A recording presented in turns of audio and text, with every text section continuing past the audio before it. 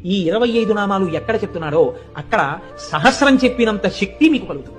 అంత గొప్ప నామాలు నేను చెప్తాను, మీరు కూడా చెప్పండి.